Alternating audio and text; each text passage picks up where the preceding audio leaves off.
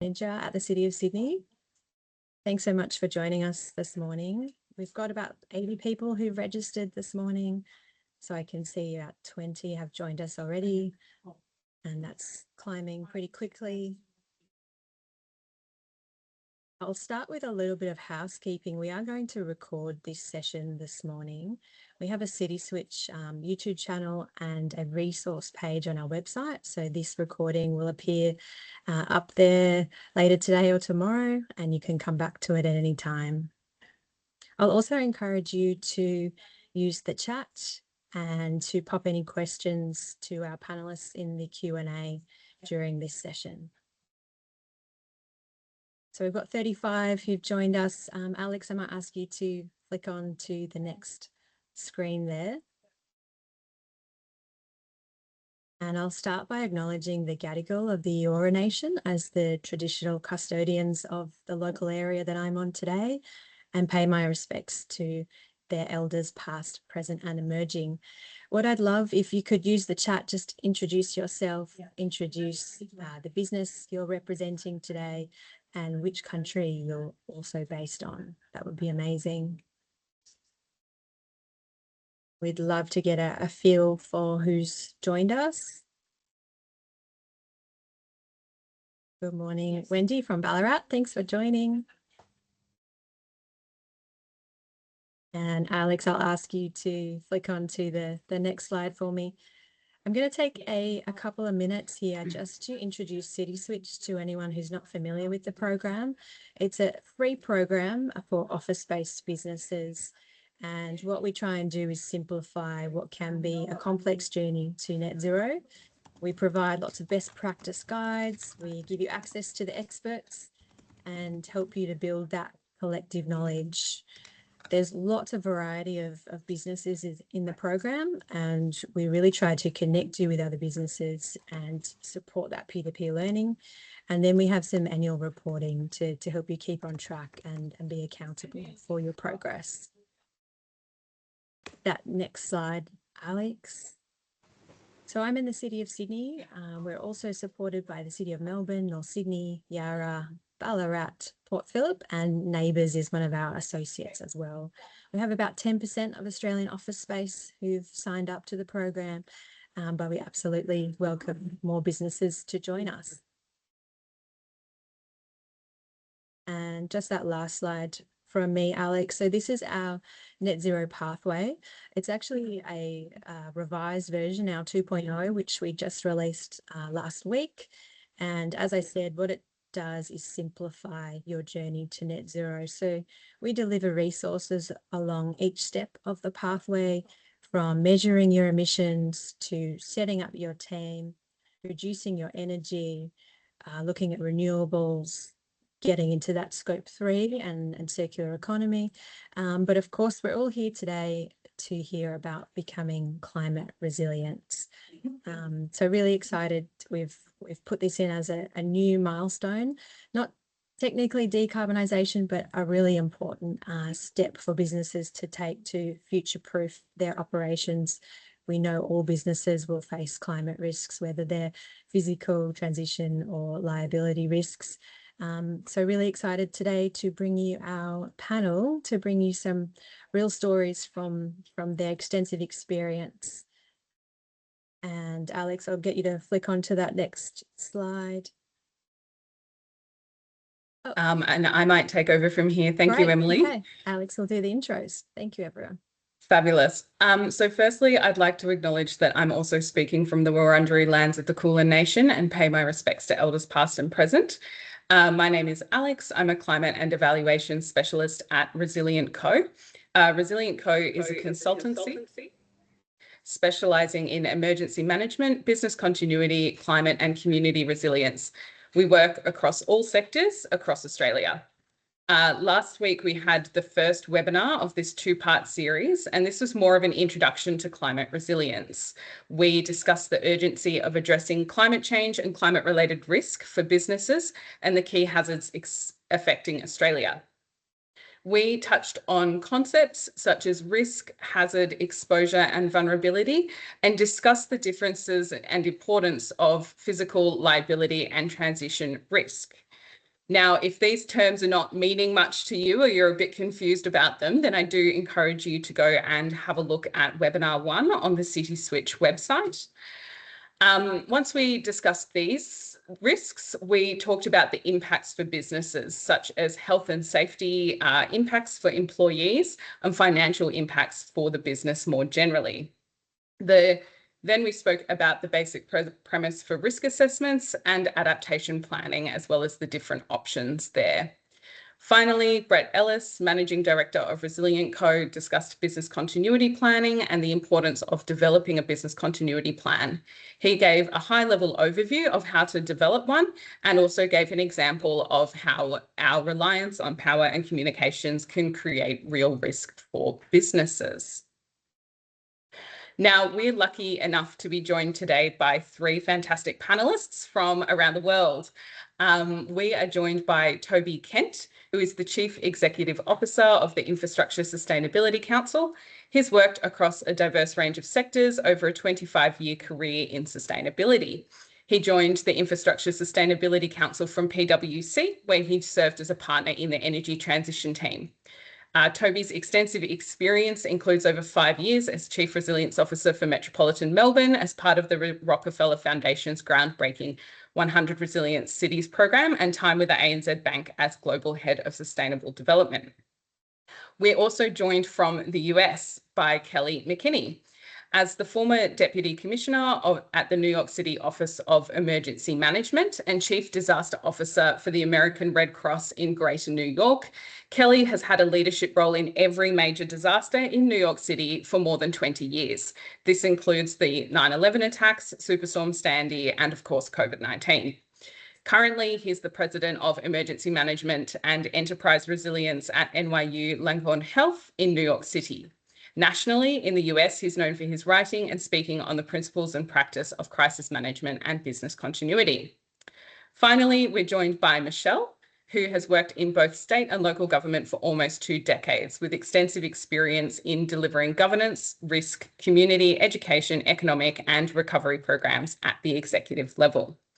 Her background means she understands the requirements for effective programming and strategic delivery with a strong focus on legislative compliance within the resilience space. She has in-depth experience in working with organisations to build capacity and organisational resilience through robust crisis management, business continuity planning, and emergency management, incorporating the essential intersections between these focus areas. She's currently a director at Resilient Co, and her role incorporates the development and implementation of social and governance strategy, sustainable development, business continuity, and disaster management and resilience practice. So I'm sure everyone will join me in thanking these panelists for spending the next hour with us to answer some key questions on climate resilience and how to build climate resilience for business. I'm going to give my first question to Kelly. Kelly, many of those on the call today work in office-based businesses and are perhaps less obviously exposed to the direct impacts of climate change. Can you talk to us about the case for building climate resilience in these types of organisations? Why does it matter and how will it benefit them? Well, first, Alex, I'd like to thank you and Emily very much for inviting me to participate in this panel. I first visited Australia a decade ago, and I'm struck by the similarity between the threat landscape that you all confront there and its similarities to at least my own experience in New York City. You can point right now to the bushfires that are happening in the southeast, in New South Wales and Tasmania. There was that the firefighter who tragically lost his life over the weekend, and so this is an ongoing issue in the midst of what we're calling the permacrisis, right? And it's driven by climate change.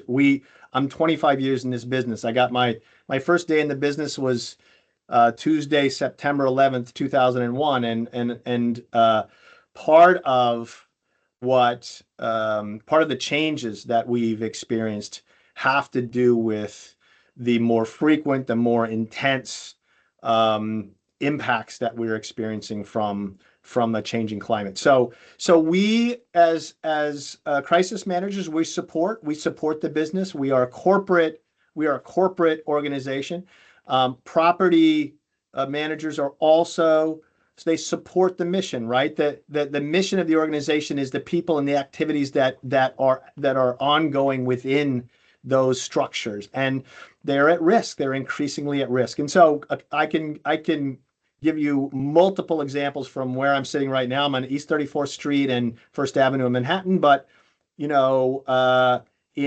October of 2012, we're right here by the East River. In October 2012, there was a typhoon that decided to make landfall just south of here and move the East River into what we call the super block here. The super block is a 3-block square area of NYU Langone buildings.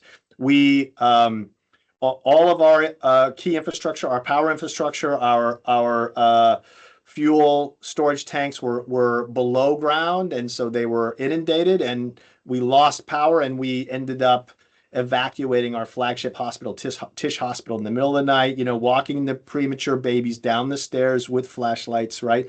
And so that was a traumatic experience from a business perspective. And so we're a different organization now. We have the infrastructure changes we have put into place to prevent that from happening. It's a wondrous story, but it's still insufficient, right? Because now what we're getting these more frequent and intense training thunderstorms that drop 2 inches, 4 inches, 6 inches, 12 inches of rain in an hour or 2 hours, and that has caused significant impacts to the business, right? It penetrates into the building envelope. It knocks out our operating rooms. It knocks out our research labs, et cetera. So we are responsible and accountable to understand those risks and to understand our vulnerability to them, and to work to improve and mitigate those vulnerabilities. Yeah, great. Thank you. Very interesting examples there. And I'm sure some of the people online can relate to some of those flood impacts and having parts of their business inundated. Next question for Toby. What, in your opinion, are some of the most underestimated climate risks that businesses face? And how do we get managers on board with addressing them when they do appear like abstract, distant, and expensive to fix threats? Yeah, thanks, Alex. So I'm not going to be too distracted, but I think my opening response relates back to the second part of the question, which is how do you take action and when around abstract, distant, expensive things. So I actually think that two of our biggest climate-related threats are complacency and the politicization of climate action. And both of those things are tied into people going, well, either it's going to happen, if I believe in it at all, it's a long way off, and or it's too expensive, so what are you going to do? So what do you do with that? I think to go back to kind of give a more substantial or tangible set of answers around some of the most underestimated climate risks, I would say that in many ways, it's not that any of them are necessarily underestimated, because the clear set of risks are pretty easy to find for anyone who's looking for them. The real issue is that climate is a huge accelerator of all of these risks. So I think a massive part that businesses are really not getting on top of, because it's hard to identify exactly who should control it, even more so than, say, emissions, is nature and our fundamental reliance on the natural systems that form the earth and everything that lives on it. But then you go and probably more kind of close, you go, well, actually, and this, Kelly in a sense touched on this, health. The in various health impacts of a changing climate, be that increased respiratory disease in a country like Australia, where we see increased dampness, back to those change in precipitation patterns, and also, actually pandemics, where we're saying that while I don't think anyone has said that, not I'm aware of, that COVID-19 was a result of climate change, but what we are saying is the increased frequency and likelihood of pandemic type diseases as a result of a changing biosphere linked to a hotter, warmer, or hotter, damper, drier world, and so on, all sorts of part of it. So then you go, okay, fine, well, that's somewhere between untangible and catastrophic. So to your second part of the question, so what do I actually do about any of that? I think the fundamental bit, and again, Kelly touched on this a little bit, but yes, a lot of these things are abstract and or distant. They may be both or they may be either. So how do you stop them being abstract and distant is the first thing. And then how do you put the expense and whether or not it's a valuable investment or an expensive one into context? So I would start by saying, what is your core business? And when you start with that, so if you're a hospital, your core business is stopping people from dying. And normally people who are in an already vulnerable position. If you take that by extension, we've seen in a number of floods, cyclones, etc., people in health and aged care facilities who have been stranded, who have been the first people to perish in these horrible things. And so if you start with what is my responsibility to either my core business or my customer base, that will inform a lot. So by extension, we had in the early sort of between 2006 to 8, significant flooding in Thailand. And the story here, though, is less about that catastrophic and horrible as that was for people in Thailand, but more about Toyota. So Toyota, the huge automotive company, was building cars in Turkey, supplying their European customer base. But it was the manufacture of quite small components in Thailand that meant Toyota's factory in Turkey or Turkey as it now is, was completely shut down for weeks. But if you take a look at what is Toyota's core business, it's essentially a supply chain operation. Yes, there's a manufacturing bit at the end, but fundamentally it's about the supply of materials and so on. So if you start to say, okay, what can we control? Who do we rely on? And then around that, and I think this is also part of Kelly's point around control and so on, we all rely on our workforce. We all have a responsibility to make sure that they to turn up to work and live safe in whatever manner that takes, whether that's a health and safety culture on a construction site or whether it's how do we take care of them in extreme catastrophic events.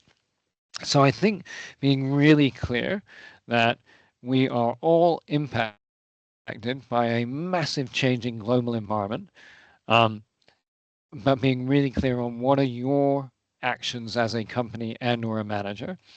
And then you can start to take these abstract, distant things, and you're putting it in the context for your managers, the people you rely on and report to. You said this is what it means for our business, both looking ahead and today. And then I think being able to draw, just as you're asking us to do for the participants on this call, being able to draw real world examples of, and this is what others in our sector are doing. This is how, if you can't do that, this is how others in other sectors are having to respond. I think that then starts to make it tangible and so on. Great. Thanks, Toby. Fantastic answer. I'd just like to take a moment and invite the audience to please put your own questions in the Q&A. We will have time at the end to touch on a few of those. So please do feel free to write them in. Michelle, I think Toby gave us a fantastic segue into this question, talking about how the floods in Thailand affected production for Toyota in Turkey, affecting the car market for Toyota in Europe. So we're talking about consequences of an event here. And you've been working in the disaster management space for quite some time now, with a broad range of organisations from local governments to hospitals to universities. And while climate-induced natural disasters could impact them directly, it is most often the consequences of such an event occurring away from them, such as this example with Thailand and Europe, that triggers the business continuity plan challenges, such as extended power outage, communication failure, supply chain disruptions, or civil unrest. Can you elaborate on the shift you are seeing across different sectors? Thanks, Alex. And I think as well, really important to set some context and background here. So I think that Kelly and Toby have both given some really great examples of our climate changing. And as a result, we're experiencing cascading compounding events, and these are increasing in magnitude, frequency, and severity. The data in our experience demonstrates that these events are becoming more protracted as well in nature, and we're no longer experiencing these 1 in 10, 1 in 20, 50, even 100-year events now. This is now our business as usual, unfortunately. And therefore, there is a real need for robust business continuity planning that incorporates those intersections between managing the crisis level event, disaster management, and tying it together with business continuity planning. So this acknowledges and mitigates the resources that are drawn from our organisations during an event as well. If we can plan for this proactively, we can ensure our organisations can safeguard themselves against the threats to our strategic objectives, reputations, or the systems and structures required to manage a crisis or potential crisis level event. So the shift in the sector across all sectors across Australia, each sector obviously has its own legislation, terminology to operate under, but we're all experiencing similar challenges. And I'll highlight a project I was working on and just to highlight an example of how climate change currently impacts but continues to impact businesses. We'd all be aware of the Northern Rivers floods up in 22. That's our biggest natural disaster since Cyclone Tracy, caused over $5 billion of damage worth to the economy. So in the flow-on effect of that that event impacting businesses was the impacts to primary care and the health sector.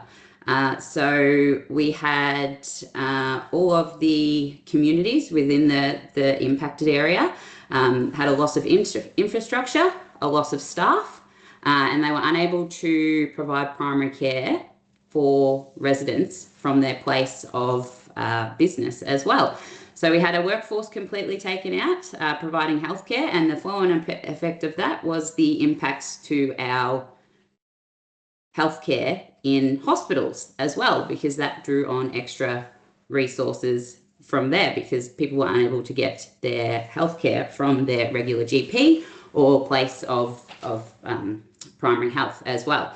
So we worked with the businesses up in Northern Rivers, and that included pharmacies, GPs, allied health, to undertake robust business continuity planning to really mitigate the effects of when we do have a large event, that it's not just, okay, we're just looking at, that's okay, we just keep going, it's fine. A lot of these businesses had already lost infrastructure, resourcing, staffing, and were unable to operate. Something else that I've seen across all sectors is we're getting into a space now where we're being more proactive in that sense of business continuity and crisis management planning. There's a deep understanding that if we don't, this is where we see businesses fall over as well. There's no getting away from our climate changing and the impacts that we're seeing and the flow-on effects. So what I'm seeing is a need for businesses and an understanding that of their own need to be able to proactively plan rather than reactively.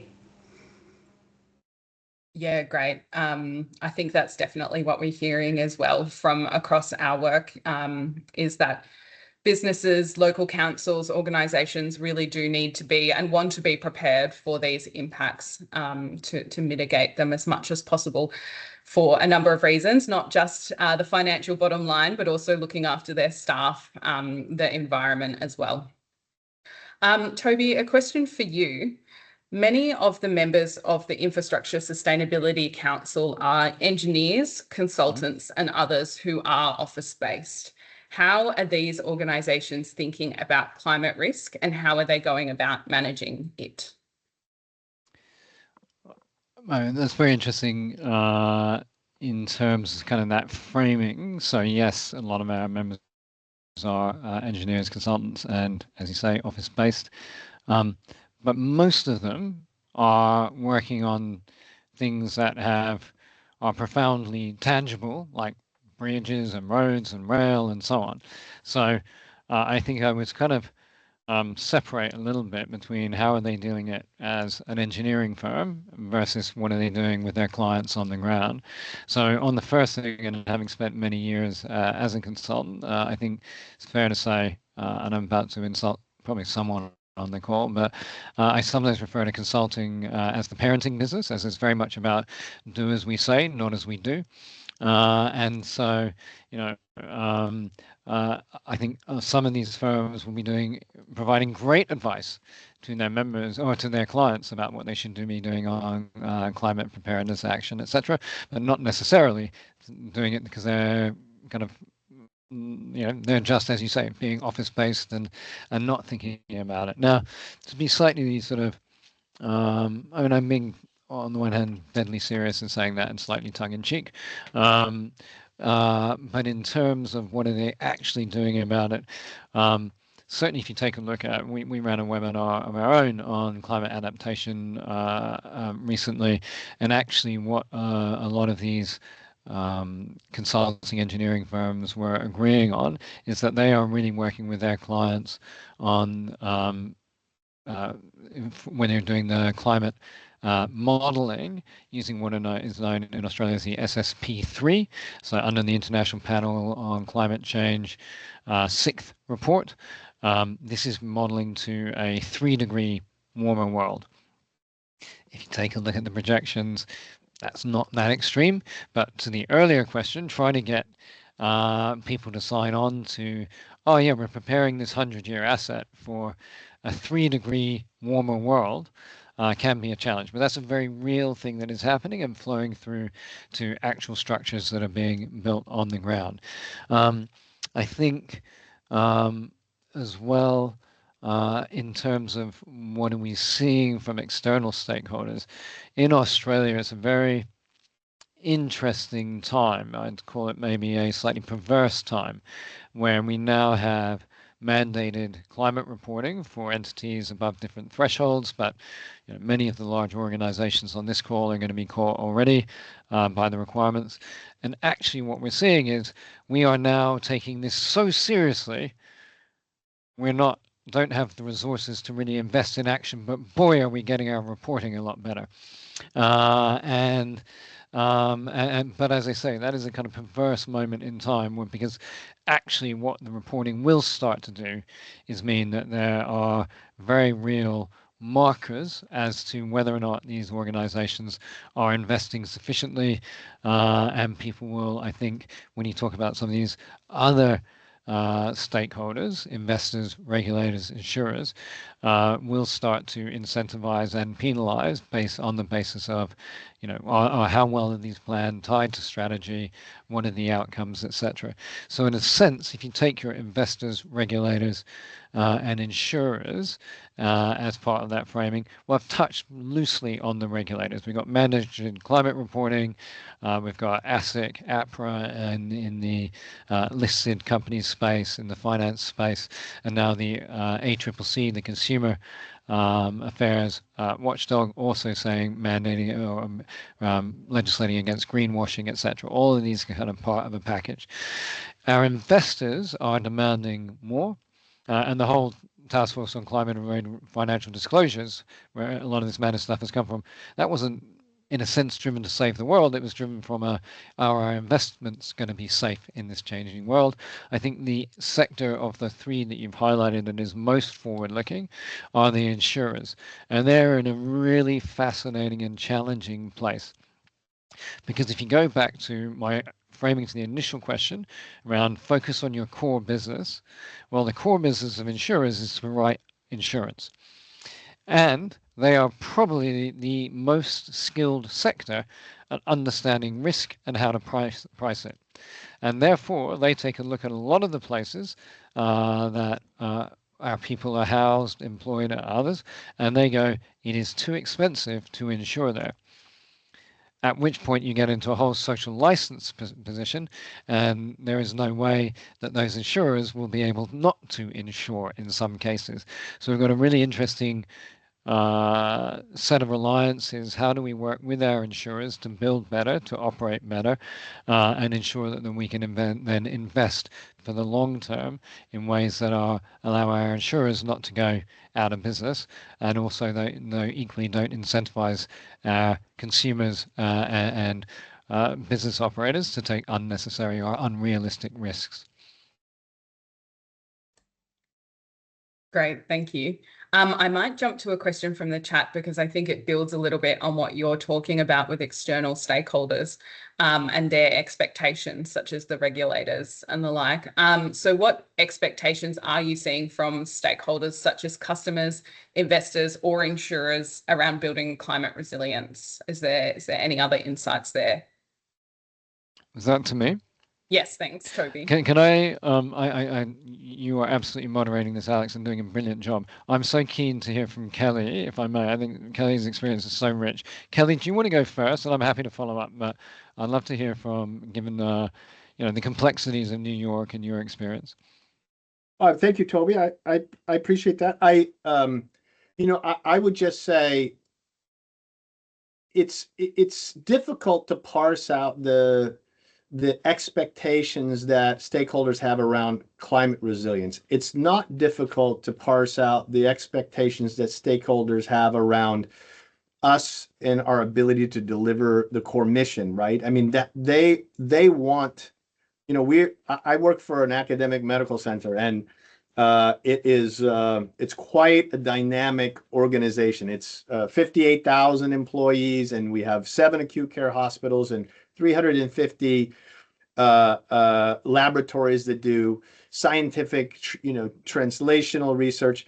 And so the stakeholders' expectation is that we are going to deliver this exceptional patient care 24 hours a day, 7 days a week, 365 days a year. So climate resilience is really about the disruption of that mission. That really is the issue. And so they, and when I ask people questions like that, they don't know what they don't know from climate resilience. They just know you have a business. That business has a mission. Are you able to add value in protecting that mission? And so for us, and I'll just go to speak for myself. It has to do with how we transform what we do from a reactive stance to a proactive stance. And so there's so many things around climate change and climate resilience and the risks that it represents. But we always we can be proactive if we're watching for these threats, if we can perceive them, if we see these signals, if we can size them up, we can assess them for their ability to disrupt the mission. And then we also respond. It has to do with how we respond. And when we think about property impacts, I mean, we have them here literally every day. We had, it's a Monday evening here, but we worked Saturday in this building where we had a pipe burst that flooded a couple of floors, right? We worked Sunday on an issue where we had a smoke issue inside where they were doing some construction and they impacted the some of our operating rooms. So it's always something. And how do we minimize that disruption? And climate resilience is really about, again, it's about perceiving what those risks are. It's about mitigating those risks up front if you can. And if you can't, you have an ability to respond to them and shorten those timelines to restoration, essentially. And I think if I can I think one of the things is, in my first response, not that I'm necessarily expecting our audience to be listening in such detail they can remember even what the first question was, or let alone my response to it. But essentially, I sort of spoke about some part of the biggest challenge around climate being the politicization and in combination of that along with complacency. And I think one of the things that's really interesting is there are a lot of actors now, both politically in a corporate context and so on, who are saying, well, listen, climate change is locked in. I used not to believe it, climate change, but I've kind of now leapt to going, well, it's a fact of life. And so we're seeing also there are more people who perhaps were less interested in the climate mitigation piece who are going, yeah, well, we need to be strong on climate resilience. So really being alert to what are the drivers, both for individual actors and those influences, but also within your sector and so on. So I think there is a certain permission and or expectation around climate resilience that perhaps didn't always exist in certain other areas, or sorry, or some other parts of climate change. But then again, it still comes back to, so you are concerned or think we should do something, and it's, well, how much do you care? How much are you willing? Because it does then come back to it looking expensive, etc. And once again, it then comes back to how well can you how fundamentally linked it is to your core business. And I think Kelly was just touching on this in terms of that preparedness piece. So again, there's always a balance between investing for the unknown, but potentially significant, versus something near term and understandable. And I think trying to identify what are the things casting from the future, as it were, that can have multiple benefits, that therefore are better preparing you to manage those future events that might go wrong in ways that what you might call are kind of no regrets moves. So, a very is there something that would be about, say, giving I know we've got a few building management companies on the call. Is there something around giving your customers a greater access, so accessibility things? Is there something about delighting your future customers in some way that is actually about a tangible commercial investment or benefit that actually also equips you to have better emergency exits, better flood protection, whatever it may be. So how do you, again, local government's doing it really well with a lot of swale and curbside upgrading and so on, which actually to the majority of ratepayers just look like beautification and enhancements, etc. But they're actually fundamentally about slowing down runoff and creating better flood protection. Yeah, great. Thank you. I liked that link, Kelly, that you made, that it's less necessarily about dealing or managing climate risk and building climate resilience, but it's actually more about the expectation that disruptions are reduced, and making sure that you can continue on with that core business and core mission almost regardless of what the trigger for the disruption is. And that what you said about perceiving the risks, mitigating if possible, responding when not possible, and shortening those times to restoration so that you have reduced disruption. That's really what the expectations from stakeholders are. And glad to hear, Toby, that from your perspective, the acceptance is of climate change and climate change risk existing in the world is growing, and the need to adapt is there and acknowledged. So thank you for that. Michelle, question for you now, and it links in a little bit there with the core business and core mission of businesses, but can you talk to us a bit about critical functions? What are they and how do businesses go about identifying them? Certainly. Critical business functions are the essential activities and processes that must be protected and restored to ensure our organisation can meet its obligations and safeguard its assets, basically. And we want to continue that operation after a disruptive event. When we experience the consequences of an event, whether it's a fire, flood, cyclone, could even be a board member or council member gone rogue, that causes a business disruption, and it can be detrimental to our strategic objectives and critical functions of our business. Central to ensuring the ongoing viability in a business disruption is the identification of these critical business functions. And these are really the processes, assets, and people consistent with the delivery of key business objectives. So we tend to go through a process that we call business continuity planning and understanding our maximum acceptable outage levels. So we'll undertake a business impact assessment and we'll really look for the acceptable time that we can do without our functions. And these functions we usually group under broad identified headings. And it can be around loss of buildings, loss of site infrastructure, that's power, gas, internet, loss of plant and equipment, loss of technology, loss of transport, loss of major suppliers and contractors, and also the loss of our workforce. Anything that cannot tolerate a maximum acceptable outage of less than 24 hours is considered a critical function to your business.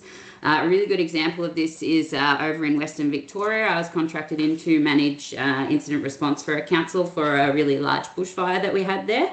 And we were looking at the potential loss of both council offices 30 kilometres apart. During that, I was on the phone to the IT manager and said, oh, well, where are your servers stored? And he said, oh, yeah, we've got one in this office and we've got the backup in the other office. And I said, well, what's in the IT disaster recovery plan? He said, we never accounted for the potential loss of both offices. So potentially, if those offices were both lost, the critical functions of the business of council could not operate. And it's this oversight where we often see businesses fall over as well, is not understanding how to identify a critical function. We work through a process with people, and I love the penny drop moment because everyone thinks that what they have is a critical function. But can it tolerate a disruption of more than 24 hours? If it can, it's not a critical function. Yeah, great. Can I just jump in on something that please. Michelle just said, Alex? So I think it's two really, I mean, many interesting things, Michelle, but just one is when you kind of go back to how do you position these challenging things as opportunities. So what made total sense for a company to host their own, or the council to host their own servers, a few years ago, probably was quite forward looking. We've got our own servers. Now looks crazy, right? Why would you possibly have in the world of the cloud, etc.? So actually, how do you position this as an opportunity to upgrade? By the way, it's great for business continuity, but actually we're doing it to deliver better service to us ratepayers, etc., because this is the way the modern world is. So I think, I'll stop there and see where else you want to take the conversation. But I think that how do you position for opportunity is really important. Yeah, and I think it's also, once we flow on from understanding what our critical functions are, then it's about understanding the dependencies that those critical functions rely on to be able to operate. And then when we can look at our dependencies, we can begin to develop workarounds. If we had have been able to do that prior to that fire for that council, it would have been looking at what's our worst case scenario here. Loss of both buildings, loss of both servers. What are the dependencies on those servers? What are the workarounds that we can enact to limit the dependencies there? And that's what we're essentially trying to do as well.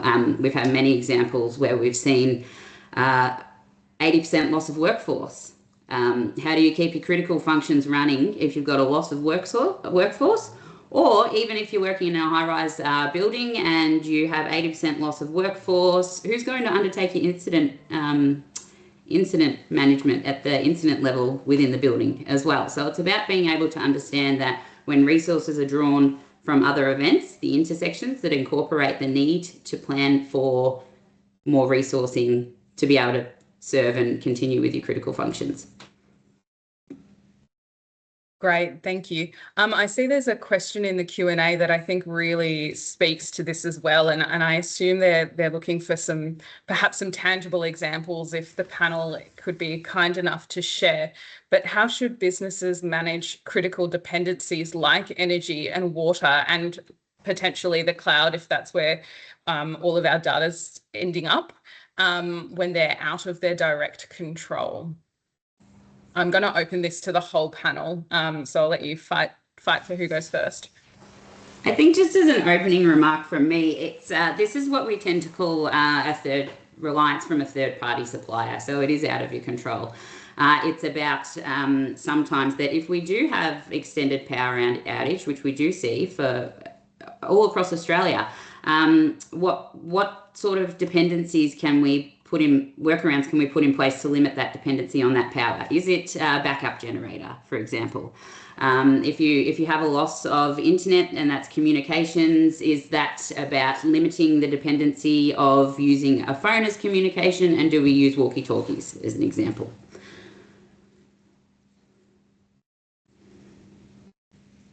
Yeah, and I guess I'll jump in as well. And it has to do, it always has to go back to the mission. It has to go back to the business, and it has to go back to the leadership of the business. It really has to do with what their risk tolerance is. And so, for us, I'm here at our headquarters, and there's 1,000 beds here. Water is beyond a critical dependency, right? If we lose water, we have to start moving people out, right? So what is our risk tolerance for that? And so what we do is we put those executives into the moment, into the situation. So for instance, last year every year we have a very anxiety-inducing disaster tabletop exercise where we put this challenging scenario. We do a lot of work to present the scenario in a way that captures the imagination. We have videos, we have people, we have actors on teams that are introducing the scenario. But last year the scenario was a long-term blackout of what we call the Eastern Interconnection. So everything east of the Mississippi River, there was no power, and it wasn't coming back anytime soon. So what did that look like, right? We lost power, and it's not coming back for days. What does the business look like? What are we going to do now?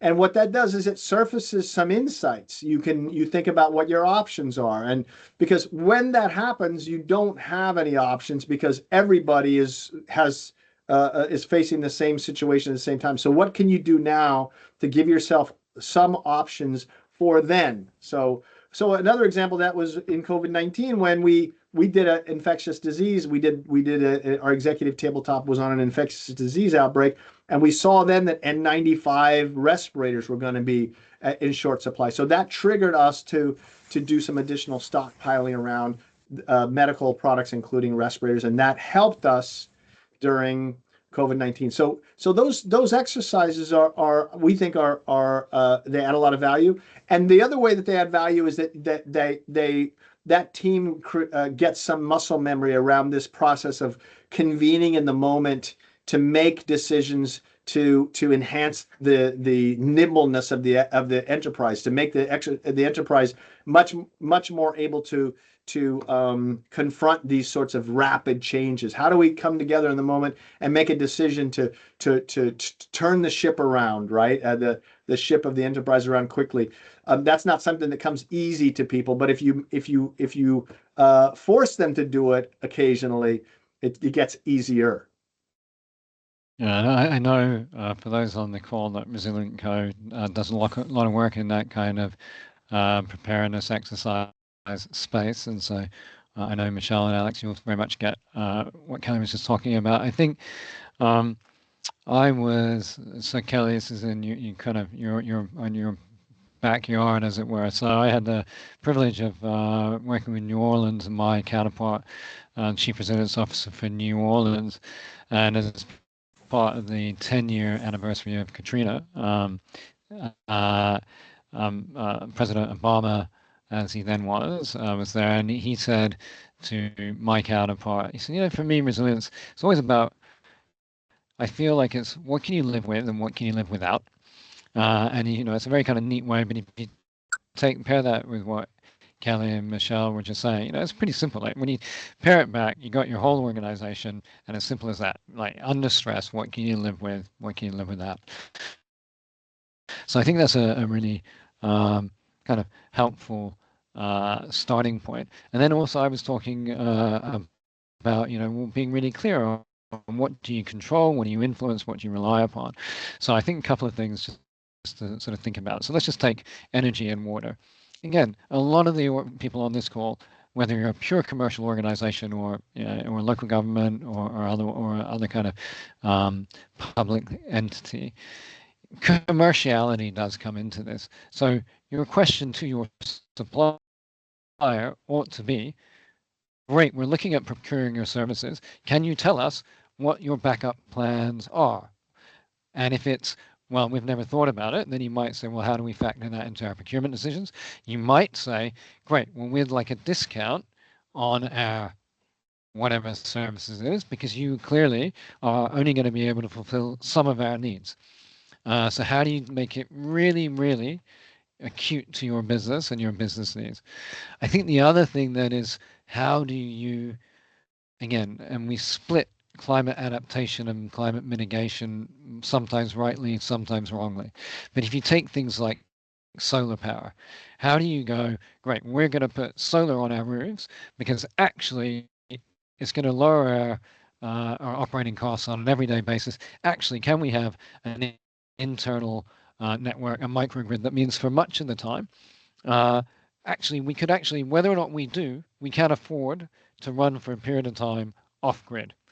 Conversely, don't go off-grid, because in a world of perma-crisis, you want as many things. And so, yes, I'm a huge advocate for phasing out fossil fuels, doing all sorts of quite really strong action on climate. But right now, if I'm running a hospital, if I'm running something, a food business that relies on maintaining refrigeration, etc., I would want solar. I would want on every rooftop possible. I would want a power purchasing agreement, so I'm getting green electricity from the grid, but it's from the grid. And I would want a backup diesel generator and anything else going, right? But always in the context of, on an everyday basis, how am I saving money compared to business as usual? And at the same time, how does that equip me better for when what I sometimes refer to as the unknowable but inevitable hits you? Yeah, great. Thank you. All really insightful responses there. If I may, just building on Toby's comment about asking your service providers what backup plans they have in place. If you work in an office and are leasing an office building, there are questions you can ask about whether they have uninterrupted power supply systems in place, generators available. I worked on a project where we were talking about gravity-fed water with water tanks on the roof, so that when the mains water supply was out, the building still was able to function at its minimal level. So there are definitely questions you can ask at all points of your value chain when you're procuring services or leasing a building to operate within. We'll move on now to the last question for Kelly, and then we'll have some final comments from the panel before we wrap up. What emerging practices or technologies are you seeing that are improving managing climate risks or continuity planning, particularly if there are any best practice examples from the US? We'd love to hear them. So in terms of technology, the real story is machine learning, AI, and I'll tell you that is aspirational at this point, but we're seeing some really interesting signs. And so for us, it has to do with that incredible ability that technology has to learn something and never forget it, right? And so there are these apocryphal stories about you could, if you fed enough good data into a model, into an algorithm, it could predict the future, right? So what is the predictive power of these AI tools? And so I have to tell you, my organization is all in the AI space, and we have several projects. A couple of them are just now coming online, but one of them is, so we have a lot of data. We've been collecting a lot of data on our incidents, and that's the beauty of New York, is that there's no shortage of incidents that we have documented. So we have lots of data. We spent a lot of time cleaning it up to make it good.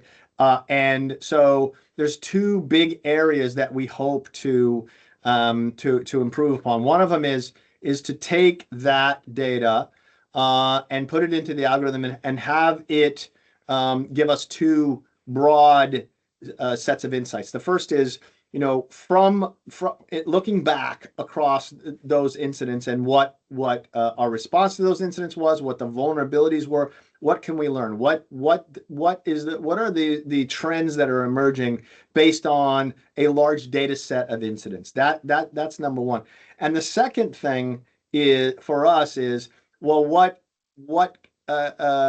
can we do in terms of predicting when a similar incident might occur in the future? So those are very, they're very, as I said, aspirational, right? The truth has not been revealed yet, but we do have lots of data. We do have good models. So we're hoping that this can transform what we do. Crisis management is an immature profession. In many ways, it's an analog profession. We basically work with email and spreadsheets, but this has a potential to really transform us and thereby allowing us to add a lot more value to the enterprise.